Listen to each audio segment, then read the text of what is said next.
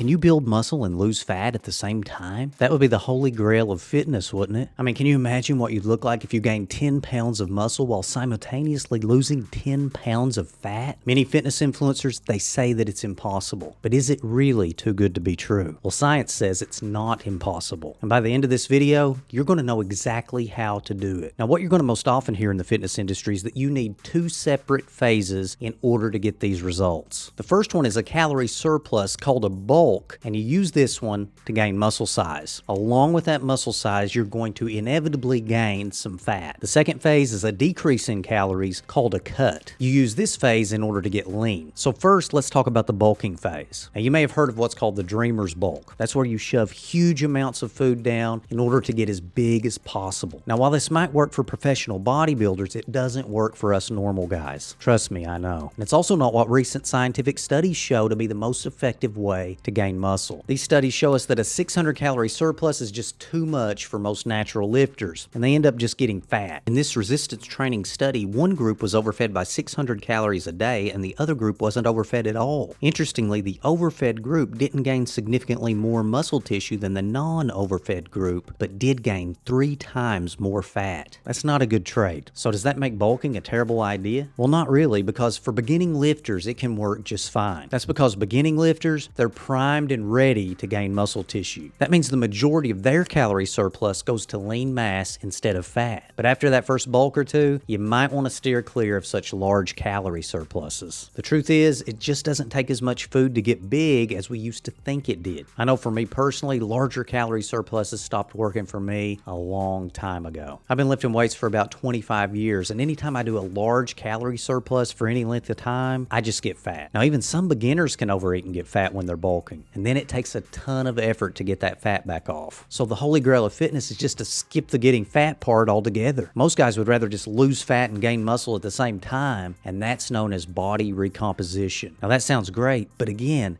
is that possible? The exciting part is that yes, it actually is possible. In fact, initially, I recommend almost all of my clients to do a body recomposition phase. It's just the best method for most people. Let me explain what I mean by most people. First, I mean beginners who would like to get lean and muscular. If someone just starting out wants to look defined and muscular and athletic as fast as possible, I recommend they do a body recomposition phase. Second, I mean guys who are overweight who want to get lean and gain muscle. Because these guys have excess calories stored on their body as fat, the body can use that stored energy to build lean muscle. Third, I mean people who were in shape in the past but may have fallen off the fitness wagon. These guys typically have lost muscle and gained fat, and they can get their past gains back really quickly because of muscle memory. Muscle memory simply means that if you've had muscle in the past and then lost it, it comes back much easier the second time around. I mean, actors do this all the time. Think of Chris Hemsworth getting huge for the Thor movies and then shrinking back down to play other roles. And while some of these actors have help as far as enhancement goes, I assure you that many of the physiques you see on the big screen are very attainable naturally. In other words, almost any guy looking to get in shape can lose fat and gain muscle at the same time. So let's discuss the details of just how you can do that. Number one, you've got to eat the right amount of calories. In order to lose fat and gain muscle at the same time, you simply have to have your diet in order. And that means the right daily calorie intake. So how many calories should you consume? I recommend determining your daily caloric need by your current body weight. So for the guy who's 15% body fat or greater, he should multiply his body weight in pounds by 10 to 12 to get his starting daily caloric intake. As an example, a 200-pound guy who wants to lose fat and gain muscle at the same time would start by eating 2,000 to 2,400 calories a day. If losing fat is your most important goal, lean towards the 2,000 calorie end of that range, and go more towards the 2,400 calorie end of the range if you want to steer more towards muscle gain. That's because a 2021 meta-analysis found that the bigger your daily caloric deficit is, the harder it is for you to gain muscle. Subjects with calorie deficits of 200 or 300 calories a day were able to gain lean mass much easier than those with bigger deficits of 500 calories a day or more. As an aside, if you're a super lean guy already, say 12% body fat or below, and you want to gain muscle, then you can multiply your body weight in pounds times 14 to 16. That's going to give you an estimate of your daily maintenance calories, and that fat intake will give you the best chance at muscle gain. Remember, you're going to need to make adjustments as you go along anyway, but these estimates will get you in the ballpark. Number 2, you've got to do resistance training. Resistance training is the stimulus that makes new muscle growth happen, so we simply have to have it in our program. I recommend getting in the gym at least 3 times a week for maximum results, and 4 times or even 5 times if you have the time and you feel you're recovering from it. What program do I recommend? Any solid workout split will work to build muscle. Push, pull, full body. Just choose the one that works best for your preference and lifestyle. Now, research tells us the volume should be between 10 and 20 sets a week per body part as a seasoned lifter. However, you can and should start with much less volume than that as a beginner and then work your way up to that 10 to 20 set a week recommendation. Now, you want to work all of the major muscle groups. That means chest, back, legs, biceps, triceps,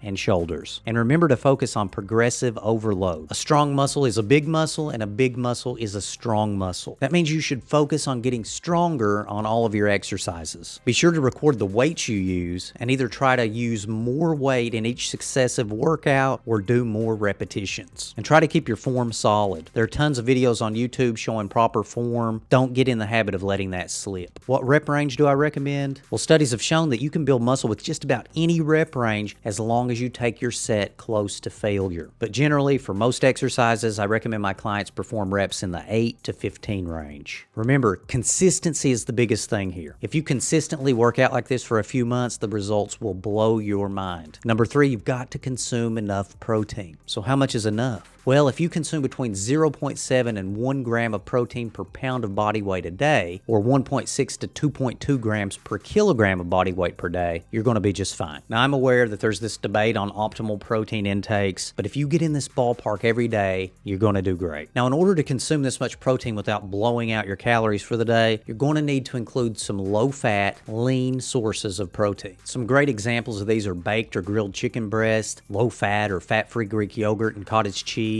lean ground beef, protein powder, and fish. Design each meal around one of these lean sources of protein, and you are on your way to a jacked superhero physique. Is He-Man a superhero? I don't know, but he's jacked. If this video is helping you, consider hitting the like button and subscribing to Fit Men Over 40. Now, all these tips are great, but there is one more that gets overlooked way too often, and that's number 4, get enough sleep. It's long been known among bodybuilders that missing out on sleep means bad workouts and poor recovery. The body just doesn't perform well when you don't sleep, and it goes way beyond that because a recent study has shown us just how much even a small loss of sleep can impact your physique while dieting. A study by Wang and colleagues showed that sleeping just 1 hour less on weekdays resulted in 83% of subjects' weight loss coming from muscle instead of fat. So basically, losing sleep is a recipe to lose your biceps and keep your love handles. No thank you. As guys, we want to keep our muscle and lose the fat, so make sure you get 7 to 9 hours of sleep per night if possible. Now, everyone needs a slightly different amount of sleep, but you shouldn't feel groggy during the day, and you shouldn't be yawning during the day. If you are, try to get more sleep. With just these 4 additions to your routine, you can go from ordinary to extraordinary in just a few months. And if you'd like to know 6 things I do every day to stay in shape, watch this video next.